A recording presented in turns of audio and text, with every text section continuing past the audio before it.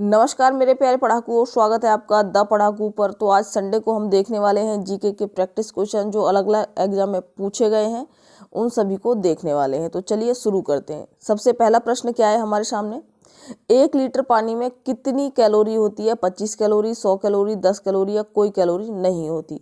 तो देखिए 1 लीटर पानी हो चाहे कितने भी लीटर पानी हो, उसमें कोई कैलोरी की मात्रा नहीं होती। कैलोरी किसका मात्रक है? ऊर्जा का मात्रक है। पानी पीने से हमारे शरीर को कोई ऊर्जा नहीं मिलती, तो 1 लीटर पानी में कोई कैलोरी नहीं होती। अगला प्रश्न देखिए, ब्रिक्स का मुख्यालय कहाँ पर है? तो ब्रिक्स एक संगठन है, उसका मुख्यालय मुंबई, शंघाई, जोहान्सबर्ग या मॉस्को। तो इसका मुख्यालय है शंघाई में। ब्रिक्स की स्थापना कब होती है? तो 2009 में ब्रिक्स की स्थापना होती है। ब्रिक्स की फुल फॉर्म क्या है? तो इसमें 5 देश हैं और पहला है ब्राज़ील, आर से रूस, आई से इंडिया, सी से चाइना और ये एस से दक्षिण अफ्रीका यानी साउथ अफ्रीका। तो ब्रिक्स का मुख्यालय कहाँ पर है? शंघाई में। अगला देखिए, बृहद सांची स्तूप किस काल से संबंधित है? तो मैंने स्तूप सारे बहुत ढंग से कराए हुए हैं, अगर आपने नहीं देखे तो वहाँ से देख सकते हैं आप लोग। तो सांची का स्तूप कहाँ पर है? ये मध्य प्रदेश में है, ठीक है। और ये किस काल से संबंधित है? तो इसका निर्माण किसने कराया था? सम्राट अशोक ने कराया था। तो किस काल से संबंधित हो जाएगा? अशोक किस वंश का शासक था? सम्राट अशोक मौर्य वंश का शासक था, चंद्रगुप्त का पोता था अशोक। चंद्रगुप्त का बेटा कौन था? बिंदुसार, और बिंदुसार का बेटा कौन था? अशोक था। तो सांची स्तूप मौर्य काल से संबंधित है। कहाँ स्थित है? मध्य प्रदेश में स्थित है। अगला प्रश्न, भारत के किस राज्य में गेहूं का सर्वाधिक उत्पादन होता है? तो भारत के किस राज्य में होता है गेहूं का सर्वाधिक उत्पादन? उत्तर प्रदेश, हरियाणा, मध्य प्रदेश, पंजाब। तो सर्वाधिक जो है गेहूं का उत्पादन और दूध का उत्पादन उत्तर प्रदेश में होता है। अगर यहीं पर पूछा जाता है कि प्रति हेक्टेयर सबसे ज़्यादा उत्पादन कहाँ होता है, तो कहने का मतलब है जमीन के टुकड़े में जितना यूपी में उत्पादन होता है उससे ज़्यादा उत्पादन किस जगह पर होगा? तो वो है पंजाब। कहने का मतलब सर्वाधिक उत्पादन पूछा जाएगा तो उत्तर प्रदेश, और पूछा जाए कि प्रति हेक्टेयर उत्पादन ज़्यादा कहाँ पर होता है, तो पंजाब में होता है, ठीक है। चलिए अगला प्रश्न, नर्मदा के अतिरिक्त कौन सी दूसरी नदी अमरकंटक से निकलती है? अमरकंटक की जो पहाड़ियाँ हैं हमारे जो बिल्कुल भारत के बीच में, कौन सी? विंध्याचल पर्वत श्रेणी है, वहीं पर क्या है? अमरकंटक है। अमरकंटक से इधर की साइड को जो निकलती है वो कौन सी निकलती है? नर्मदा नदी, जो कहाँ पर जाकर गिरेगी? अरब सागर में गिरती है। एक दूसरी नदी ऐसे करके ऊपर को निकलती है, भारत की एकमात्र नदी जो उत्तर से दक्षिण की ओर बहती है और गंगा की सहायक नदी भी है। दक्षिण से उत्तर की ओर बहती है, दक्षिण से उत्तर की ओर, कहने का मतलब ऐसे ऊपर की ओर बहती है। तो वो कौन सी है? सोन नदी है। ये कहाँ से निकलती है? अमरकंटक से। अमरकंटक से 2 नदियाँ निकलती हैं, एक तो नर्मदा निकलती है, नर्मदा ऐसे करके कहाँ गिर जाएगी? जो अरब सागर में गिरेगी। और एक सोन नदी है जो कि गंगा की सहायक नदी है, ये भी कहाँ से निकलती है? अमरकंटक से। हरिप्रसाद चौरसिया किस वाद्य यंत्र से संबंधित है? तो हरिप्रसाद चौरसिया जो है तबला, सरोद, सितार, बांसुरी, तो ये बांसुरी वादक है चौरसिया।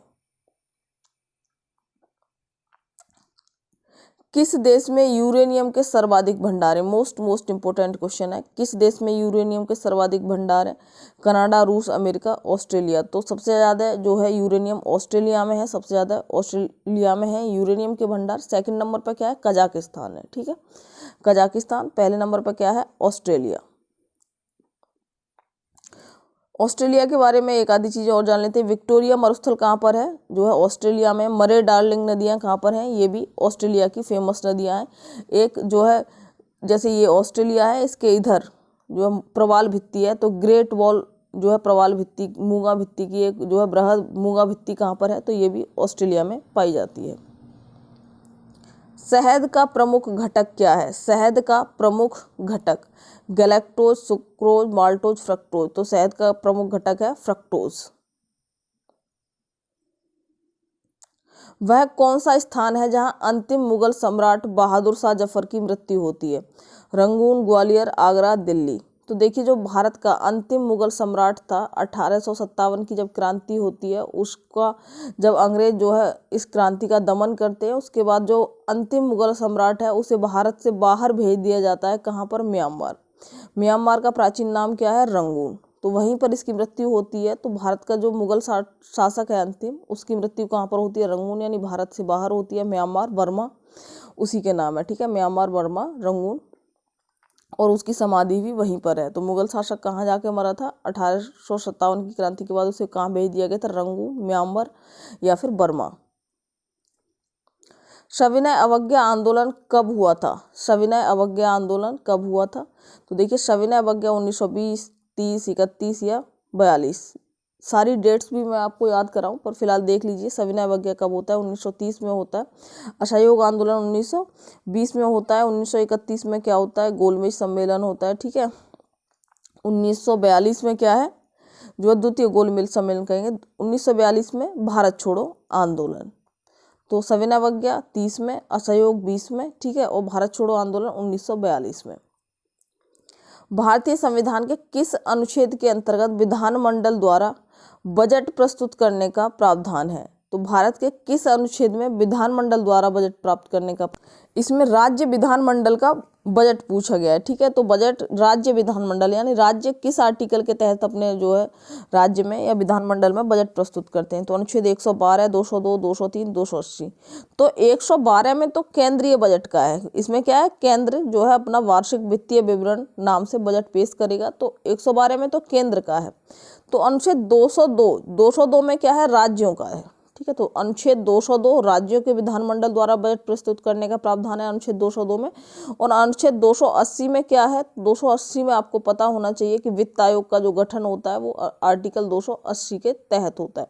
तो केंद्र सरकार का जो है बजट किसके तहत प्रस्तुत किया जाता है? वार्षिक वित्तीय विवरण नाम से प्रस्तुत किया जाता है। बजट शब्द नहीं है, तो वो है 112। राज्यों विधानमंडल द्वारा कब बजट प्रस्तुत किया जाता है यानी किस अनुच्छेद के तहत? तो अनुच्छेद 202 और 280 में क्या है? वित्त आयोग के गठन के बारे में बताया गया है। 1857 के स्वतंत्रता विद्रोह में भाग लेने वाली प्रथम महिला स्वतंत्रता सेनानी थी कस्तूरबा गांधी, भीकाजी कामा, सरोजिनी नायडू, बेगम हजरत महल। तो 1857 के स्वतंत्रता विद्रोह में भाग लेने वाली प्रथम महिला थी बेगम हजरत महल, जिन्होंने लखनऊ से जो है स्वतंत्रता संग्राम में भाग लिया था। तो बेगम हजरत महल। चलिए, किसने वास्को डिगामा का स्वागत कालीकट बंदरगाह पर किया था? तो ये वीडियो में मैंने बताया भी है कल परसों में, ठीक है। तो वास्को डिगामा का स्वागत कालीकट बंदरगाह पर कब किसने किया था? अकबर, जहांगीर, जमोरिन, बहादुर शाह जफर। तो जमोरिन ने किया था, ये कालीकट का शासक था। वास्को डिगामा 1498 में भारत आया। किस पर आया? कालीकट बंदरगाह पर। कुल कितनी बार भारत आया? टोटल 3 बार जो है वास्को डिगामा भारत आया और पुर्तगाली यात्री है वास्को डिगामा।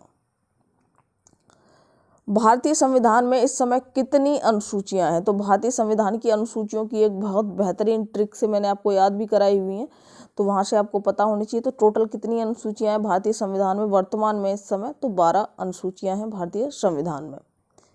तो चलिए फ्रेंड्स, इसी के साथ ये वीडियो समाप्त होता है। अगर आपको वीडियो पसंद आई हो तो लाइक ज़रूर कर दें, अपने दोस्तों को शेयर कर दें। चैनल सब्सक्राइब नहीं किया है तो सब्सक्राइब करना ना भूलें, ज़रूर सब्सक्राइब कर लें और बेल आइकन पर भी टच कर दें। इससे क्या होगा कि जब भी वीडियो अपलोड की जाएगी तो आप लोगों तक नोटिफिकेशन पहुँचेगा। चलिए, थैंक यू।